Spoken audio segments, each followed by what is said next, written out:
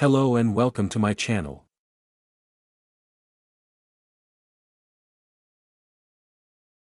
If you think you know everything about Australia, you're probably wrong.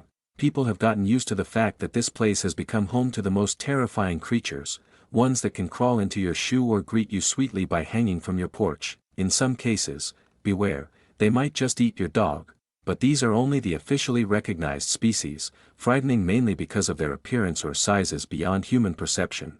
Snakes, spiders, and other creatures you can easily identify from your biology textbooks. Far more interesting are the creatures that official science either refuses to discuss, or simply doesn't know how they came to exist.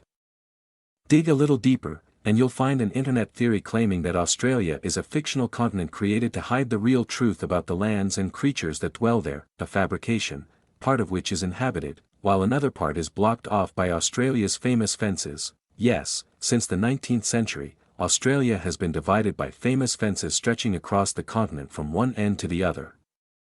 The question is, why, officially, the fence was built to keep out rabbits. Yes, you heard right, rabbits, which constantly consume everything in their path and reproduce at incredible rates, making life difficult for people, not just rabbits, but also dingoes.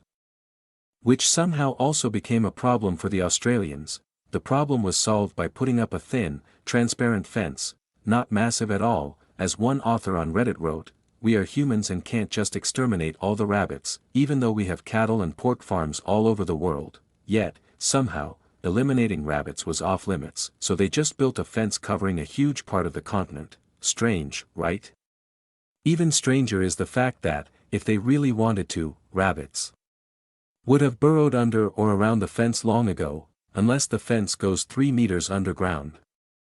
Okay, but let's move away from the official version. If you look at ancient maps of our Earth, you'll notice something curious. Here's a map dated 1594, and for comparison, a modern official map of the world. Look closely. On the modern map, you see the Indonesian islands and below them, Australia. But on the old map, where Australia should be, there is a massive continent connected with Antarctica, labeled as Magellanica Terra Australis. There are many such maps on the internet.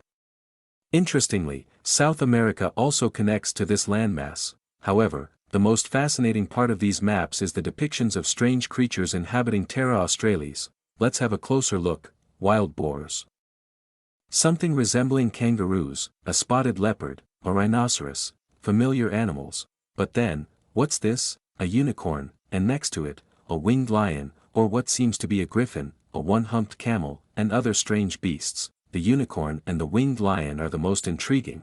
If there's still a one-humped camel living and thriving, what happened to the unicorns and winged lions? What if these and other creatures are still alive, hidden behind those closed-off lands? A careful look at these maps shows that strange creatures were sighted not just in Australia but around the world, beings now dismissed as mythical. But are they really myths? Most of these creatures were mentioned in fairy tales. Yet as the saying goes, there's a grain of truth in every tale. What if the very idea of fairy tales is itself a lie claiming these are just stories? Now the big question, why build fences across Australia? What real territory are they hiding, and who lives in Magellanica Terra Australis besides hordes of carrot-munching rabbits? And don't forget, no matter how hard you try, you won't be able to get past the fence and search for the winged lion. It's heavily guarded.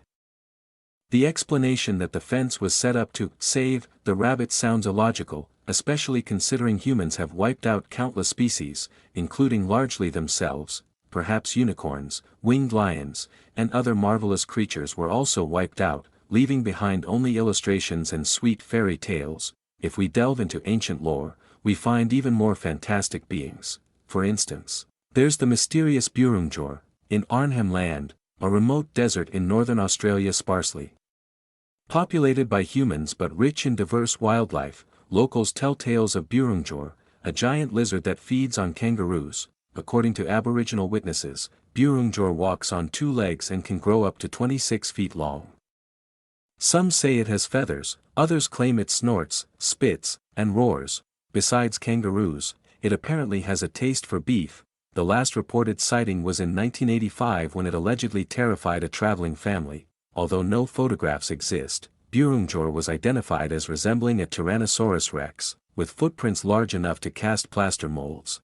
Then there's the Hook Island monster. Hook Island, part of the Whitsunday Islands, is almost uninhabited, although it used to have a marine observatory and a nature reserve. Both are now closed. Strange, right? Tourists often visit the pristine beaches by boat, but sometimes things go wrong. Fatal jellyfish stings are not uncommon. In 1964, Robert Le-Serrec, his family, and a friend were crossing Stonehaven Bay when they spotted a huge creature resting in shallow water. Thinking it was dead, Le-Serrec took several photographs. A family friend jumped into the water with a camera to get closer shots, but the creature lunged at him. Luckily, he made it back to the boat. The creature looked like an enormous elongated tadpole with smooth dark skin and eyes on top of its head. Some suspect the photos were faked, but no conclusive proof has been found. The Hook Island monster remains a mystery. Speaking of strange creatures, we must mention the bunyip from Australian folklore. Descriptions vary, but it's said to inhabit rivers, swamps, and creeks. Some scientists theorize the bunyip was a diprotodon, similar to a wombat but as large as a rhino. It could have lived in the wetlands and fed similarly to a hippo. Stories about the bunyip date back thousands of years. Others think it might have been a giant seal that made a lot of noise and scared people. The last sighting was in 1890 when it was seen grazing by the water. With so many conflicting descriptions, it's hard to say what people actually saw. Finally, we can't forget the famous megalodon from Port Stephens. The megalodon was a prehistoric shark about 60 feet long. An incident occurred in New South Wales' touristy Port Stephens, a spot loved by sunbathers, young people, and fishing fans.